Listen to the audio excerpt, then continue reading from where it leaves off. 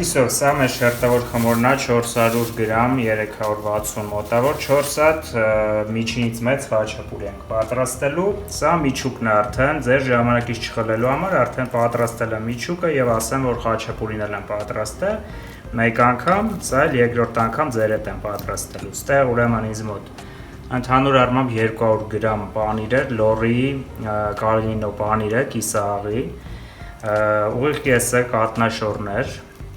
տվորը կա սովորական եւ ձվի սպիտակուց 1 հատ, եթե քանի որ ես կրկնակի պորցիայի վերցրել, ուրեմն 2 հատ, ուրեմն 1 պորցիայի համար նորից եմ կրկնում, կլինի մեզ մոտ 100 գրամ պանիր, 50 գրամ կատնաշոր, 1 ձվի սպիտակուց։ Ես կրկնակին եմ վերցրել,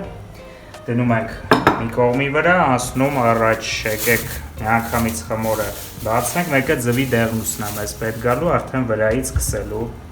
համար։ Հիմա բացենք մի անգամից խմորը,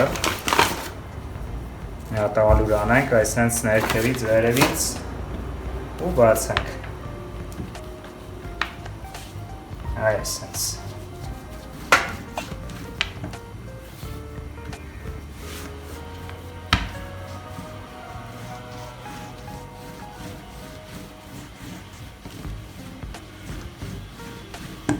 Բավական է, ես հատուկ եմ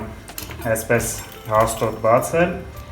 հիմա սուր դանակով այսպես կտրվածքներ ենք անում պարտադիր բոլոր 4 կողմերից, որպեսզի խմորը կարողանա բացվել, խոսքը շերտերի մասին է, այլապես ամենայն հավանականությամբ տեղի չի ունենա։ Բացվել է ու լավ չի ստացվի, գեղեցիկ չի ստացվի վերջում,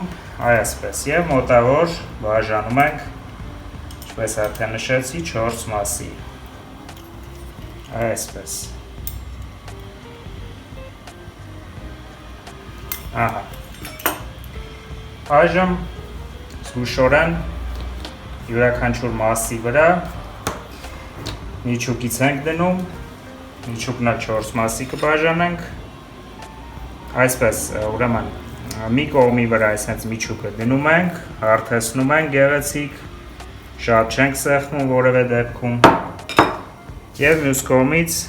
խաչապուրին փակում ենք այսպես վերջ ոչինչի վրա չենք սեղմում թողնում ենք հենց այսպես դրեցինք ջեռոցի համար արդեն նախատեսված տապակի վրա յուղաթղթի վրա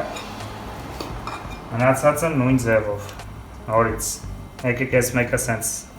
քառակուսի անենք այսպես դնենք եւ այսպես փակենք սիրուն, ահա, վերջ, զգուշորեն, շատ թեթև կսեղմենք, այսպես վերջ, սա երկուս, դեղնուց ենք կսում վրայից ձվի, այսպես, ջեռոցը նախորոք տաքացված է արդեն եւ շարունակում է տաքանալ, դա շատ ծայրահեղ շատ նույնիսկ կարեւոր է շերտավոր խմորի պարագայում որովհետև տաք ջերմաստիճանի ներքո է միայն շերտավոր խմորը բացվում իր ողջ ծավալով, այսպես ասենք։ Ինչ հրաշք խաչապուրիները պատրաստեմ, ստեղ նայեք մենակ,